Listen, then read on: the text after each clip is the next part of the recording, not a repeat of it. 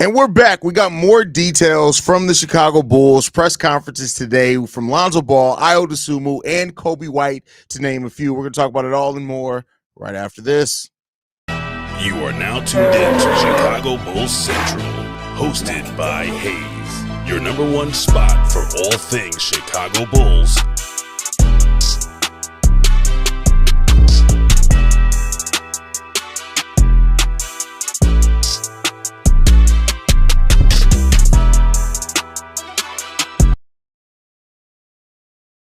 What's going on, Bulls fans? Welcome to another episode of Chicago Bulls Central. We are following up. Had to stop, had some business to go take care of over on Locked On, had to do Locked On NBA. We're going to finish out talking about the details and some of the comments coming out of the Chicago Bulls press conference. We're going to start off with Coby White.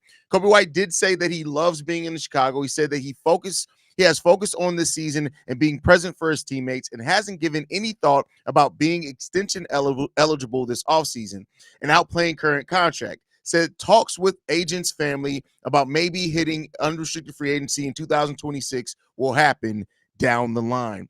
And I understand this from Coby. Right now, I do think there's some hyperbole here, right? Like, I don't think that somebody, as far as a situation that's so important for your future, that you kind of just look at and say, I haven't thought about it at all, right? Maybe that's just me, right? I know me, it would always kind of be in the back of my mind, but maybe as an athlete, Coby White has an ability to kind of focus in on just being here with his teammates, as he said, and things like that. But ultimately, it seems like his decision hasn't been made. And specifically him say about possibly hitting unrestricted free agency, maybe alludes to maybe there is a chance for a contract extension to happen there without going into unrestricted free agency. I highly doubt that, right?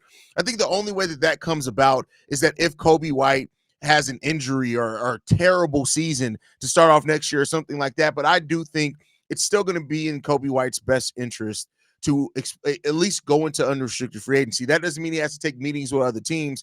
That doesn't mean he has to even go into unrestricted free agency with the thought of leaving the Chicago Bulls. It just means by becoming an unrestricted free agent, it gets him more money, right? So we'll see what that matters for Coby White and how that ends up shaping out down the road for Coby. But Coby seems like, he said in this press conference as well, he's been proving people wrong his entire life, right?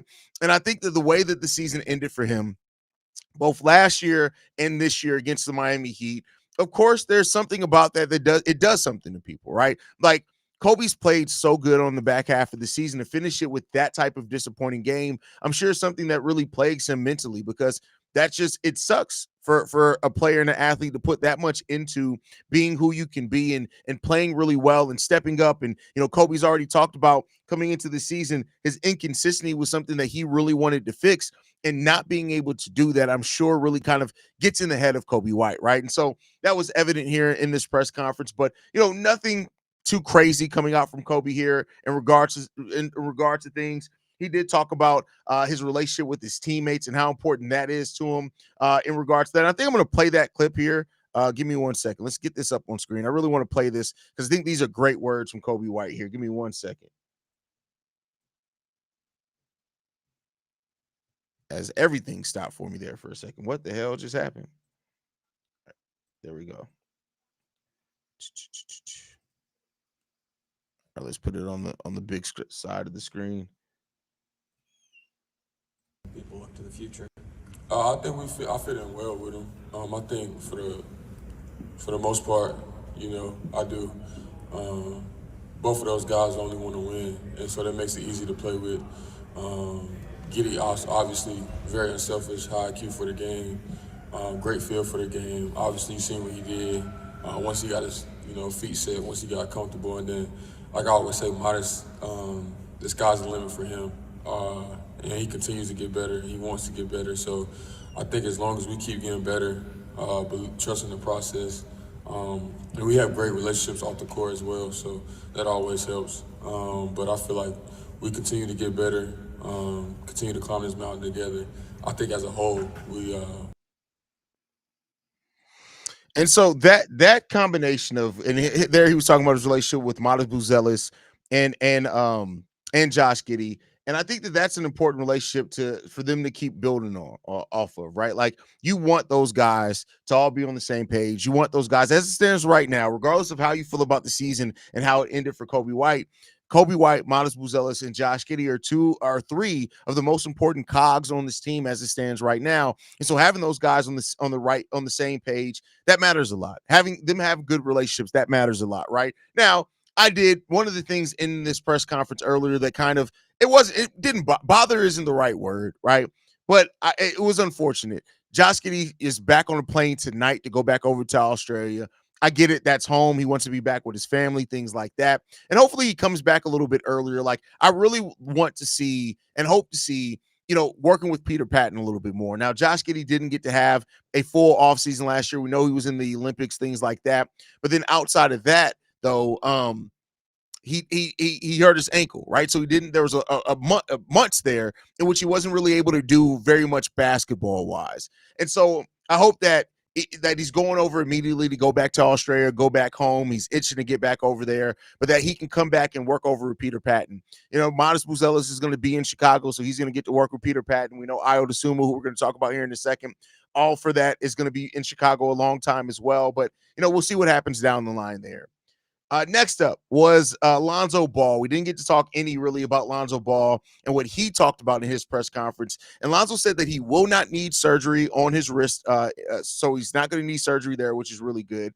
He did say that he's excited to have his first normal offseason in a while. He said that his knee did better than he's expected. He credited Brian Cole, who was the team physician, and he was a surgeon as well, for sticking with him and helping him through that process. He said that he will continue to rest the wrist, but he does expect a normal offseason. And I mean, that could be something that's easily overlooked, but Lonzo hasn't been able to have a normal offseason ever, really. Like maybe the offseason in which we signed him was the first time that he's been able to have a normal offseason, but he just has not been able to do that because he's been so injured, right? So despite the risk, Lonzo being able to work on his game, things like that, he did talk about the fact in this that he did lose some of his athleticism and how that affected his jump shot, right? And that's something that's easy to kind of overlook there on how much the athleticism affects the jump shot, the landing on the knee, things like that. And it just seems like Lonzo didn't fully trust that knee to start off the season, but it seems like it's going to start to come around there. Lonzo having a full regular offseason could be really, really good for him. And we'll see what that means for him starting off the season. We already know, right? We've already heard that, Lonzo has his contract. So unless the Bulls trade him or move him, he's going to be here in Chicago. And so I think that's going to be a thing for him to continue to build and grow and work on things and stuff like that. Bulls for Life says the knee-jerk reactions I've been seeing from Bulls fans are honestly kind of sad. We watched these dudes for most of the year, and every fan I've seen has turned on them after one game. That's the fickle nature of fans, unfortunately, bro. I wish I can say that surprises me, but it really doesn't. Like, fans are fickle. Fans are all over the place. That's just where fans are, bro. And they've always been that way. It's not going to be something that stops either. Like, fans are they're the fanatics for a reason. I think that's something that we're always going to see there. And it's unfortunate when fans completely turn one way or not on players for forever that's worth. But it is what it is. It's going to happen. There's nothing you can really do about it. That's just part of fandom, unfortunately. But Lonzo, I hope that Lonzo really does use this opportunity this offseason to have the most normal offseason that he's had, like I said, maybe in his NBA career, to really focus on coming back here, being what the Chicago Bulls need. We don't know what's going to happen with like Trey Jones or anything like that. And Lonzo could very well be thrust right back into being a needed and big role player off the bench for the Chicago Bulls. So I think that's going to be major in that as well. The last update that we got was Ayo Dosunmu. Ayo Dosunmu did come out and briefly talk with the media there, and he did say that he just got the brace off his shoulder, which is really good, right? That's a really good step for Lonzo with that shoulder injury that ended the season. He said that his shoulder is doing fine. He said the rehab is going great. He took the brace off at 6 weeks and lifts without a brace now. The process has been great, fine, and he is aiming on to be in 5-on-5s around August. So that's really good. That gives him enough time before officially training camp opens up for him to have a full regular training camp with the Chicago Bulls. And Ayo Dosunmu could be a really big player for this team heading into next year. And some of the Bulls' best lineups this season were with Ayo Dosunmu in it, even at the start of the season when the team was struggling. And Ayo's set up to have a really good guy to a really good season and kind of continue the development and the process, the trajectory that he was on. Mitch says Joe Callie's the only guy with boss ass AK tough. Oh yeah, Joe Callie's at the place now where he doesn't give a shit. And I don't mean that negatively. Like Joe Callie asked the tough questions, and then the thing that I do, you guys know I'm not the biggest Joe Callie guy, but I give respect where respect is due. Even when AK tries to kind of to wiggle himself out of answering certain questions, Joe's like, hold on, wait a second. But you didn't like he really presses AK about really giving direct answers, and that is something that I appreciate. I won't lie, that is something that I appreciate from the standpoint of being a Bulls fan that has seen this front office and AK really talk around things so much, right? It reminds me why, as much as I don't like Acme, I just as glad these fans don't run an organization. Look at their takes and how they treat Giddy. They're already turning on Coby White after one game. Yeah, I mean, unfortunately, that's just part that comes with the territory, man.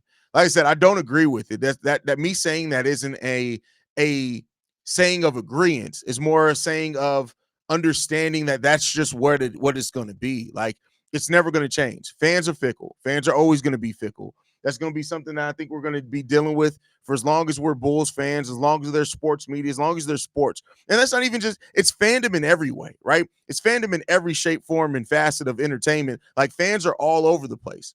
That just is what it is, man.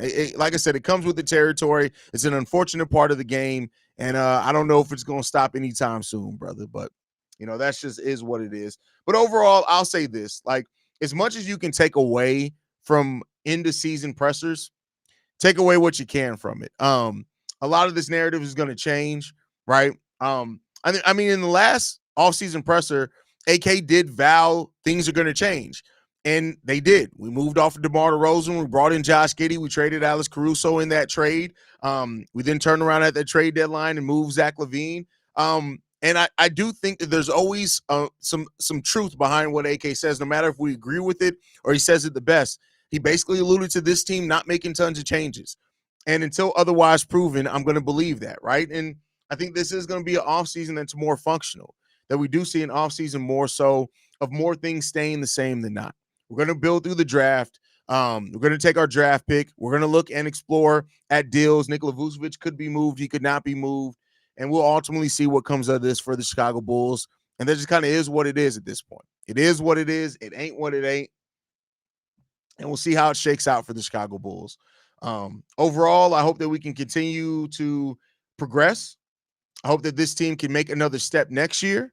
And I hope that that with Coby White and Josh Giddey coming into now understanding what their roles are going to be, that they can continue to make that step.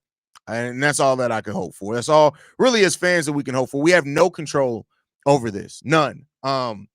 And things that AK said are definitely concerning. And it really sometimes seems like there's a disconnect between AK doesn't understand how to look at the difference between the vision and hope that you have for this team and the reality of where you are, right? Like, it's fine to believe in your guys. It's fine to say we want to buy into this core. We want to rock with these guys. We think these guys can take another step. We think all that. But you also have to have a level of realism about really evaluating where you truly are. And I said it before, this offseason is going to put a lot of onus on AK and Eversley to really do some shit.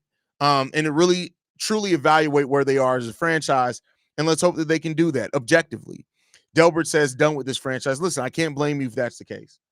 I cannot blame you if that ends up being, if that's how you are. Now, Delbert, me and you've been supporting this channel and rocking with us for a while. I know you'll be back next season, and I love you for it, but I can't blame anybody who at this point is kind of over where this franchise is.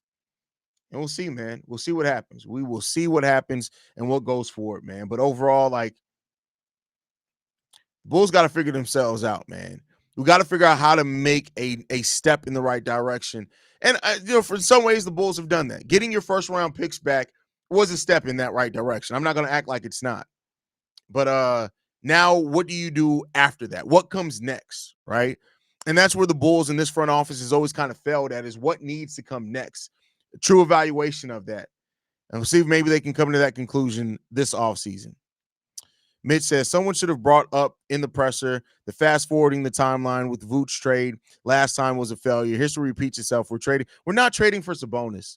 The Bulls are not, like, there's been nothing to that. We got to stop taking the rumors and letting the rumors become our opinions. The Chicago Bulls are not trading for Sabonis. I am willing to guarantee my channel on the fact that the Chicago Bulls are not trading for Sabonis.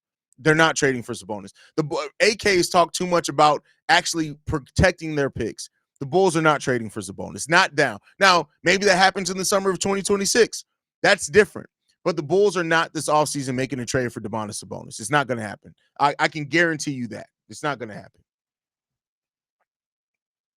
So I think people got to slow their roll on letting the rumors make them think that things are going to happen for sure that aren't going to happen. And we just going to have to continue to watch out and see where this team goes on, man. That's it. We'll see what happens, man. But all right, love you guys, man. Thank you guys so much for everything, tuning in. Wanted to catch this all up, man. Make sure you guys are following us at Bull Central Pod. You send us any feedback, questions, comments, concerns, bullcentralpod@gmail.com. Lastly, if you want to leave a text message and our voicemail for the mailbag, the number to do so, 773-270-2799. We are the number one spot for everything Chicago Bulls related, and I'll see you guys on the next one. Peace, y'all. This has been a presentation of the Break Media.